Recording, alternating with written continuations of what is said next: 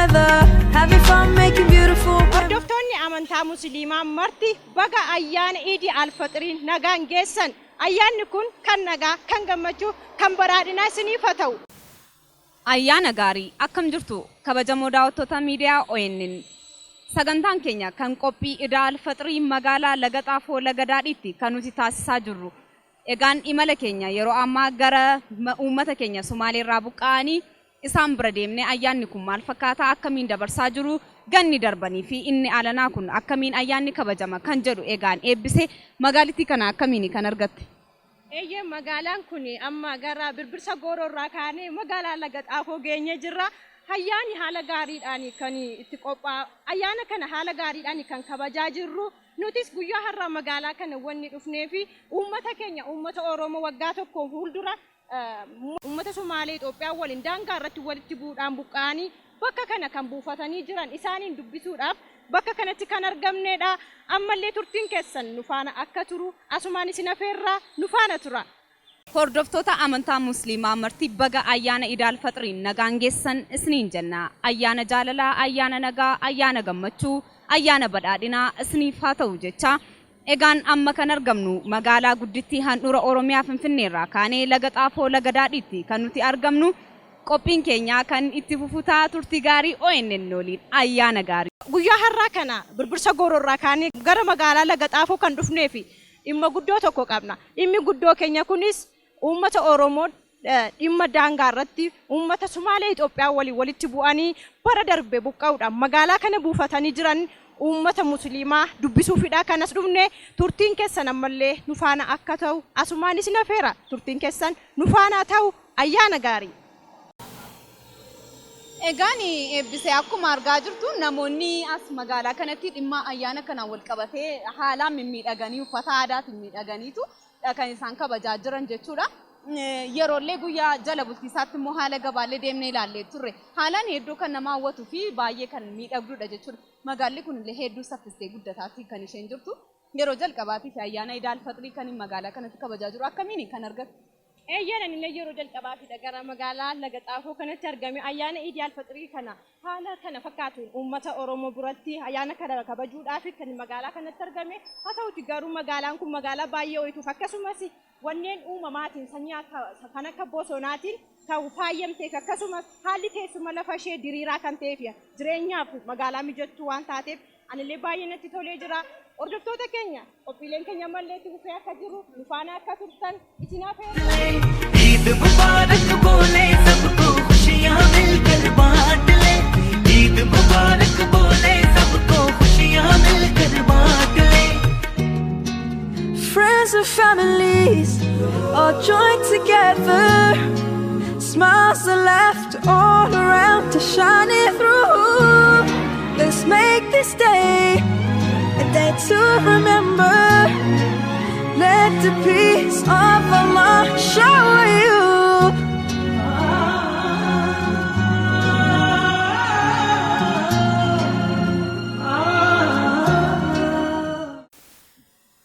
Hordoftoota keenya yeroo ammaa kana akkuma argaa jirtan gara uummata Oromoo lammiilee keenya buqqa'anii naannoo kana buufatanii jiran dubbisuuf deemaa jirra. Ayyaana kana achitti dhaqanii ayyaaneffachaa oollu. Yeroo ammaa kana gara mana isaaniitti dhiyaannee jirraati. Turtiin keessan ammallee nu faana ta'uun isin afeeraa ayyaana gaarii. Meemoonet guyyaa har'aa kana keessumatti iyyuu nufi guyyaa addaati.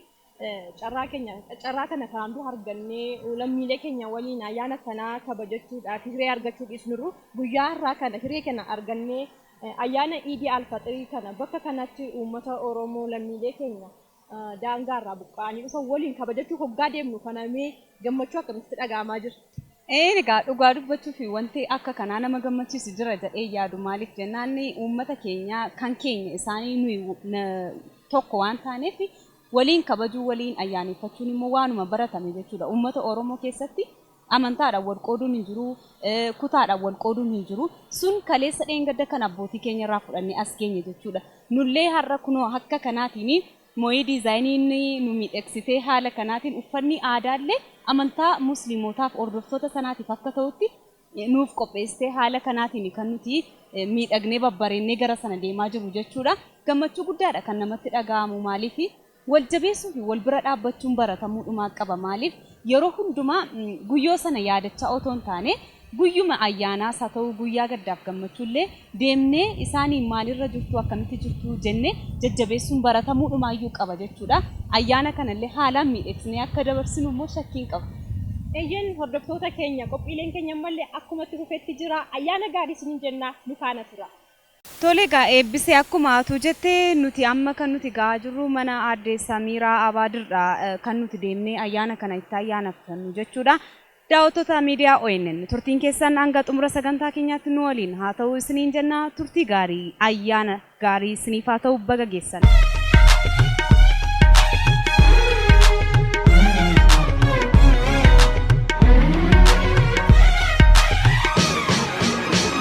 Today when we all come together, having fun, making beautiful memories. Alhamdulillah, alhamdulillah, such a great day for everybody around the world. Ooh, it's time to celebrate. Oh, yeah. चलो चलो सब ईद मनाए, जश्न मनाए, खुशियों से एक दूजे को गले लगाए, हर एक का दिल जीत ले। ईद मुबारक बोले सबको, खुशियाँ मिलकर बांट ले। ईद मुबारक बोले सबको, खुशियाँ मिलकर बांट ले।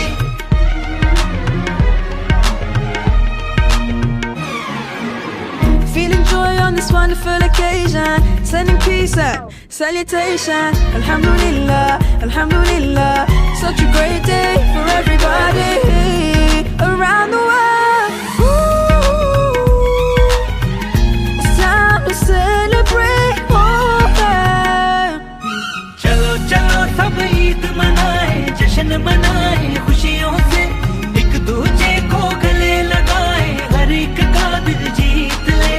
ईद मुबारक बोले सबको, खुशियाँ मिलकर बांट ले। ईद मुबारक बोले सबको, खुशियाँ मिलकर बांट ले। Friends and families all joined together. Smiles are left all around to shine it through.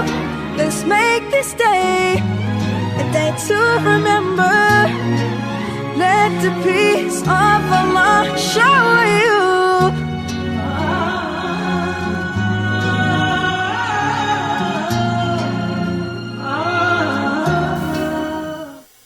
Baga ayyaana Iidii Alfaxirii nagaan geessan jecha akkam jirtu hordoftoota keenya televiiziyoona ONN. Amma akkuma argaa jirtan guyyaa ayyaana Iidii Alfaxirii guyyaa har'aa kana mana aadde Samiraa Abaadiritti argamnee bifa kana fakkaatuun ayyaana kana waliin kabajachuu eegallee jirra. Yeroo kana turtiin keessan hanga dhumaatti nu faana akka ta'u asumaan isin afeera. Egaan kabajamtoota hordoftoota keenya amma sa'aatii kana ayyaana kana waliin kabajachuu eegallee jirra. Duraa duubaan qophiin keenya hanga xumuraatti nu faana akka turtan isin afeerree jirra. Mee kallattumaan gara qophii keenyaatti dabarra. Baga ayyaana Iidii Alfaxiriidhaan sigee jecha mee maqaa kee akkasumas immoo bakka irraa dhufte. Ani maqaan koo Sirriiqaa jedhama. Kan inni dhufes naannoo Gullallee Finfinneedhaati. Asitti kan argames ayyaana Iidii Alfaxir kana uummattoota keenya kan naannoo Sumaaleerraa buqqa'anii as jiranii isaanii wajjin ayyaana kana dabarsuu jedheen as dhufe. Tole mee wanni Gullallee irraati kaasee hanga kana as fide ayyaana kana waliin kabajachuuf immoo dhimma biraatiifidha kan bakka kanatti argamte. Ani ayyaanuma kana kabajachuuf maaliif yoo jennee tokkummaan uummata Oromoo waliigalteensaa akkuma ayyaana aadaa Oromoo keessatti ibsamu keessumaa akka kan Irreechaa irratti tokkummaan akkuma achirratti fufu ammas uummati Oromoo tokkummaadhaan yoo tokko ta'e walitti dhufeenya yoo qabaate tokkummaa isaa daran cimsuu waan danda'u. Anis immoo hiriyoota koo kana obboleewwan koo warra musliimaa kana isaan wajjin kabajachuu asitti argameera. Galatoomi mee yaada yookaan dhaamsa yoo qabaatte? Yaada yookiin dhaamsa qabu tokkoffaa uummata Oromoo kan amantaa kana hordofan hundumaan baga isin ga'een jedha. Uummata musliimaa hundumaanis baga isin ga'een jedha. Akkasumas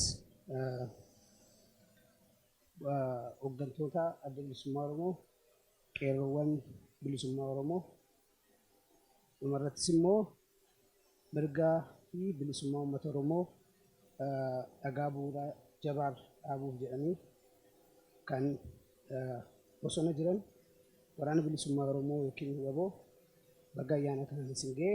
Ayyaanni kun ayyaana gaarii isin ta'e. Galatoom. Eebbisaa keenya eebbisaa Soolan Raagaati kan nu cinatti argamu. Mee egaa eebbisaanii guyyaa har'aa kana akkamiin kan itti asitti argamtu? Guyyaan har'aa kun kanaaf guyyaa gammachuudha. Inni adda isa godhu hooggantoonni keenya akkasuma gootonni keenya Somaaliyaa keessatti kan isaan wareegamanii fi shiftaa Somaaliyaatiin kiristaanaaf musliimaan nuti addaan hin baanu jedhanii wal faana dhufanii sun immoo agartee wal qabatee dhufee as ga'ee jira. Kiristaanas ta'u musliimis ta'u gammachuudhaan fuula bareedaadhaan waliin dabarsuu jirra. Kun immoo anaaf gammachuu qooda. Uummata musliimaa maraanii baga geessaniin ayyaana kana kabajuudhaaf waamichi isin taasifameetu moo ofuma kee isaan waliin ayyaana kabajuuf kan itti asitti argamtu? kun egaa agartee gammachuu hunda keenyaati. Mana keenyadha. Mana keenya immoo nuti ofii keenyaa dhufna. Kun nuuf waamicha hin barbaachisu. Akkasuma uummata musliimaatii fi uummata kiristaanaa osoo hin jedhin bakka kanatti wal arginee ayyaana kana akka gaariitti kabajachuu jirra. Akkasuma qabsaa'oti keenya warroonni darban shiftaa Somaaliyaatiin kan isaan wareegaman musliima achi baa kiristaana achi baa gaafa jedhan osoo addan bahin bakka tokkotti dhumanii isaan sun illee har'a bakka kanatti waan isaan dabarsan iddoo kana keessatti in agarra. Kiristaanis musliimnis fuula gaariitiin ayyaana kana kabajachuu jira. Inni kun naaf gammachuu qoodha. Akkasuma uummata musliimaa keenya maraan baga geessaniin jedha. Hayyee egaa eebbisaanii kan itti beekamtu weelluu qabsoo sirbuutiin. Egaa mee guyyaa har'aa kana immoo asitti argamnee jirra. Warreen mana kana keessatti argaman illee sagalee kee kiloolee sana dhaga'uu hin fedhu. Mee irraatii jabaa nu jedhe. Hayyee sirboota egaa hojjechuumatti jirra. Sirboota kana maal jedhu? Bareedduu Oromoo maal bifi kee uffannaa aadaa keetii fayyaanni kee barbaacha kee jooraan gadi hin teenye eessattan si argaa yaa magaallee. Bareedduu Oromoo maal bifi kee uffannaa aadaa keetii fayyaanni kee barbaacha kee jooraan gadi hin teenye eessattan si argan magaala koo eessattan si argan magaala koo. Egaa kun waanuma naaf sirbame fakkaata magaaleen hangaafa wal qabsiisu. Maquma koo keessaa hafe malee tokkuma jedhee tayyaada. Yoon kana jedhu immoo eebbiseen diimtuudha akka komiineessin. Egaan hordoftoota keenya qophiin keenya guyyaa har'aa kana ayyaana Idii Alfaxirii bifa kana fakkaatuun irraa bohaaraa irratti barachaa akkasumas immoo wanta mimmiidhagaa dhangaa kana irraa muuxachaa akkasiin waliin turtan abdiin qaba. Ammallee qophiin keenya akkuma itti fufeetti jira. Amma hirmaata ayyaana kanaa kan ta'e sheekiin biratti argama. Sheekii waliin akka turruu sin afeeraan waliin tura. Mee sheekii maqaa keessaniif akkasumas immoo bakka irraa dhuftan? Bismillah, alhamdulillah, salatu wassalamu ala rasulillah wa ala alihi wa sahbihi wa mawala. Ba'd jalqaba irratti rabbi guyyaa har'aa guyyaa Iid al-Fitrii yookaan ayyaana soomaa hiikaa nugeen galateeffachuu barbaada. Akkasumas itti aansee keessummoota keenya warra qophii kanuma qopheessitan gaazexeessota ONN isin galatoomfachuun barbaada. Ani maqaan kiyya Saabit Amin jedhama. Bakkeen itti dhaladhes godina Jimmaa aanaa Mancoo ganda Doobbii jedhamtu keessatti dhaladhe. Hayyee sheekii mee hordoftoota amantaa musliimaan akkasumas bifa kana fakkaatu yeroo tokkummaan Oromoo bifa kanaan inni kaleessa dheengadda ture suni haalaan miidhagee bakka kanatti tokkummaan keenya miidhagee bifa kanaan ayyaana kana waggaa kabajachaa jiru mee yaada yookaan dhaamsa yoo qabaatte hordoftoota amantaa musliimaadhaaf? Ani akka mataa kiyyaatti carraa kana argachuudhaaf gammachuu guddaan natti dhaga'ama. Akkasumas uummata musliimaa hundaan bakka jiranitti ayyaana Iid al-Fitiriitiin bagan isin ga'e jechuun barbaada. Dhaamsiin dhammachuu barbaadu Oromoon musliima ta'us kiristaana ta'us waaqeffataa ta'us amantiidhaan biyyaan kutaan adda wal baasuu hin qabnu tokkummaan keenya jabaachuu qaba cimnee wajjin deemuu qabnaan jedha. Hayya Sheek guddaa galatoomsiin jedha. Hordoftoota keenya qophiileen keenya duraa duubaan isin biraan ga'aa jirra. Ammas qophiin keenya itti fufaa nu waliin akka turtan asumaan isin afeeraa. Iidii Mubaarak. Tolee egaa daawwattoota keenya akkuma argaa jirtan ayyaanni kun ayyaana ajaa'ibaa haala addaatiin kan nuti kabajaa jirru jechuudha. Mana Aadde Samiiraa keessatti ayyaana Iid al-Fixrii kabajaa jirra. Nu waliin turaan ammallee afeerraa keenya. Tolee egaa Abbabaan sila wantoota tokko tokko taphachaa haasa'aa turre. Haalli jiru kuni egaa gara kana dhuftanii asitti qubsiifamtanii booda haalonni as keessa jiranii akkasiin eegdan immoo sanii oli. Eshi ani duraan dursee maqaan koo Abbabaa jedhama. Dargaggoo afaan qeerroo qubataa naannoo Somaaliitirraa buqqee kaniin laga Xaafoo laga Daadii kan qubadhee jiru. Amma duraan dursee obboleeyyan kiyyaa fi obboleeyyan keenya aadaa fi abbootii keenyallee kan wareegamanii naannoo Somaalee keessatti hafanillee waaqni biyya irraa sablisuun ja'a. Kanaan aansee ummata obboleeyyan keenya ummata muslimaatiin baga ayyaana arraatiin baga ittiin ga'ee bakka ittiin nu ga'e ummata akkasumatti illee ummata gartee kan muslimaa kan ala jirus kan biyya keessa jirus baga ittiin ga'e jechuun barbaada. Kanatti aansee mana Aadde Samiiraa keessatti aadallee walitti qabamnee dhugaataan illee walitti qabamnee akka obboleettiitti wal qabannee wajji jiraachuu kanaaf illee baay'een gammada. OMN keenya illee dhufee yeroo hundaaf akkanatti illee akka nu dubbisus baay'een gammada. Har'aas dhufanii ayyaana kan wajji dabarsu isaaniitiif baay'een gammada. Kanumaafuu kanatti wal qabsisee rakkoon ammaan kana keessatti jirrus rakkoo akka itti dhufne sanillee hin jiru rakkoo guddaa keessa jira. Baay'ee ilmaan namaa rakkoo guddaa keessa jira. Keessaafuu dargaggoon keenya akka abdii biyyaaf abdii qabeedhanii fidanii rakkoo guddaa irratti isaan mudatee jira. Isa tokko waa'ee nyaataa, waa'ee manaa, waa'ee gartee waa'een adda addaatiin miidhamanii jiranii akka diina tokkootu as keessa jira.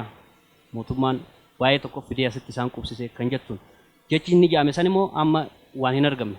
Kanaafuu diinni as keessa jirullee nutti koflaa jira. Baay'eedha yoo inni dubbadha jee garaa hundaan na bada. Kanumaafuu OMN keenya waan kanan na dubbiftaniif galatoomaan jedha. Tole egaa qophiin keenyallee kan itti fufu ta'a. Jarreen asitti argaman martillee kan biraa wareegamanii kan biraa qaama miidhamtoota ta'anii isaan kun immoo irraa afaniyyuu nagaa ta'aniitu guyyaa kana ayyaana kana kabajaa jiru jechuudha.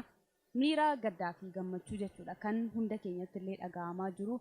Oromoon qeessaarraa buqqee waan qabu qabeenyaasaa hundumaa dhiisee biyya kan biraa dhufee addanatti gaafa uummatuma Oromoo keessa qubsiifamullee haalonni nuun mijatiin hedduun ni jiru kan jedhu ture kan Abbabaan kaase. Isaan egaa gara fuulduraatti akka guutamaniif yookiis waadaan seename akka guutamuuf nu illee asumaan maqaa ONN'tiin dhaamsa dabarsina jechuudha. Ammallee turtii gaarii siin jenna. Hordoftoota keenya televizyina ONN amma akkuma hordofaa jirtan kan argamaa jirru lammiilee keenya naannoo Somaalee Itoophiyaa irraa buqqa'anii as bakka kana qubatanii jiran waliin kan ayyaana Iid al-Fixrii kana ayyaaneffachaa jirru. Ammallee qophiin keenya akkuma itti fufetti jira nu faana tura. Ayyee maqaan kee fi akkasumas immoo ati jiraataa naannoo kanaaf moo warra naannoo Somaalee Itoophiyaa irraa buqqa'anii bakka kana qubatanii jiran? Bismillah salatu wassalamu ala rasulillah sallallahu alaihi wasallam. Ani maqaan kiyya Abdulhakim Qaasimin jedhama. Naannoo Somaalee irraa buqqa'ee dhufe jiraataa naannoo magaalaa godina addaa magaalaa laga Xaafoo laga Daadii jedhaman. Ayyee Abdulhakim mee wanni kanaan dura hanga hammaatti erga buqqaatanii dhuftanii amma ganna tokkoof akkas baatii muraasa ganna lama guutuun jirtu. Mee wanni erga isin dhuftanii wanti isin rakkisu yoo jiraate akkasumas haala naannoo kanaa waliin wal simattanii haalli nageenya keessanii akkasumas gara fuulduraatti haalli jireenya keessanii haalli mana jireenyaa haalli ibsaaf akkasumas illee bishaan wanni isin ittiin jiraattan kun hundumtuu isiniif guutamee jiraachaa jirtu gara fuulduraatti haalli fayyaa gaa argachaa jirtu mana barnootaa gaan isiniif dhaabbatee itti fayyadamaa jirtu mee gara fuulduraatti warreen ONN da galatoomaan isiniin jaa sagantaa kana asitti gartee fiddanii keessummeessoo keessaniif galatoomaan isiniin jaa akkasuma ayyaana Iid al-Fixrii kana asitti dhuftanii nu wajjin dabarsuudhaaf guddaa isin galateeffannaa. Kanatti aansuudhaan ayyaana Eid al-Fitriidha. Warri bagan ittiin isin ga'e jechuu an barbaadu hawaasa muslimaatii fi hawaasa amantaa kiristaanaa hordofan hundaa'u ayyaana kana baga wajjin geenyen jechuu barbaada. Kanatti aansuudhaan hawaasni gartee naannoo Somaaliirraa dhiibbaa adda addaatiin sababaa gartee oromummaa qofaatiif osoo kiristaanan jaamin osoo musliman jaamin dhiibban guddaan irratti diinan oofamee buqqaan jiruuf jireenyi akkanuma bu'aaf bahii qaba. Ayyaana bara dabreetis rakkinuma kana keessa dabarsine khabaranaatilleen xiqqishoo alhamdulillahi fooyyennuu dhufaa jira. Fuuldura keenya inshaallah ifatti achi baana obsaadhaa jechaadha. Baga gartee ayyaana Eid al-Fitriitiin isin ga'een jechuu barbaada. Akkasuma gartee haadha fi abbaa kiyyaa fi hiriyoottan keenya kan gartee ala jiranillee akkasuma baga rabbiin ayyaana Eid al-Fitriitiin isin ga'e jechuudhaan barbaada. Galatooma. Tole egaa akkuma argaa jirtan haalaan bashannannee nyaachaa dhugaatii ayyaana kana kabajaa jirra jechuudha. Irra deebi'uudhaan baga ayyaana Eid al-Fitrii nagaan geessan isiniin jenna. Egaan as nu gidduutti kan argamu Ahmed immoo yaadan qabaa nuun jechaa jira. Mee waan inni qabu dhaamsa isaallee fudhannee as deebina jechuudha. Mee Ahmed maali kan itti nuuf dhaamtu guyyaa har'aa kana? Assalamualaikum warahmatullahi wabarakatuh.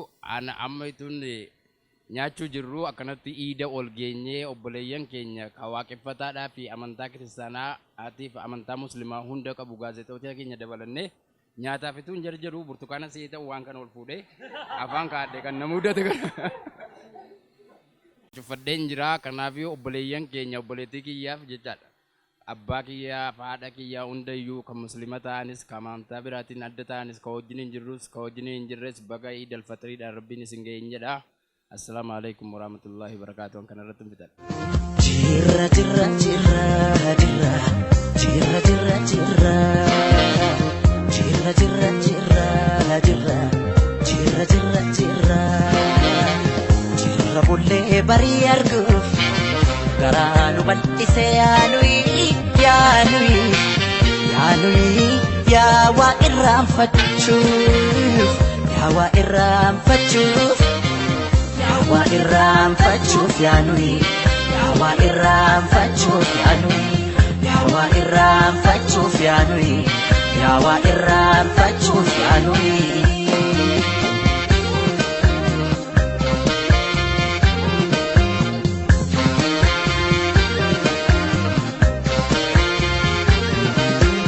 Afkiidhaaf utaalchoo yergoodhaaf miliqii addee kutteen baaneef waayuudhaaf rasaasa allaattiidhaaf kochoo allaattiidhaaf kochoo qocaadhaaf dhagachaa kennaa maaltu dida jirra hunda baay'ee. Egaan daawwattoota keenya akkuma argaa jirtan haalaan akka bashannanaa taphachaa nu waliin ayyaana kana kabajaa jirtan shakkii hin qabnu. Biyya keessa ta'uun akkasumas biyya bakkee keessanii kan miidiyaa ONN daawwachaa jirtan qophii ayyaana Eid al-Fitrii akka kanaatiin kabajaa jirra jechuudha. Ammallee nu waliin ta'a. Tolee gaamee hunda dursaa baga ayyaana Eid al-Fitrii nagaan geessan siin jedha. Maqaa kee eenyu jedhu? Maqaan biyya geessituu naan jedhu. Tolee mee ayyaanni guyyaa irraa maal fakkaata? Haalli jireenya naannoo kana keessaa hoo maali?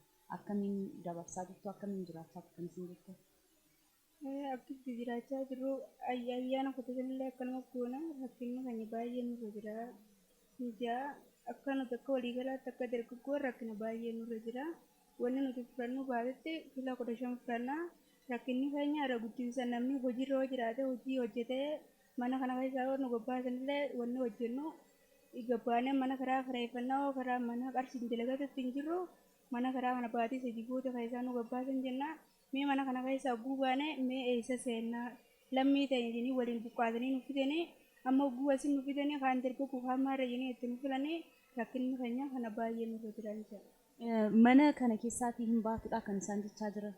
Mana kana keessaa baatii sadii booda ni baatanii baatii sadii booda itti hindeessan nu jenee nuti hojiirra nu kaanii hojiirra hin jirru uummata akka keessa hin jirru bakka hojii isaan hojjetan nu jenillee akka nagarree fidanii tumasun nu naqanii bakka wanni isaan nu kananii baatee kilo 15 rakkinni keenya amma baatii sadii booda ni baatan nu jenee rakkinni keenya kanarraa hin jiru. Midhaan tolchamu jechuu keetii daakuu jechuudha kiiloogiraamii 15 baatii ji'aatiin immoo maaliin akkamiin isin kenna?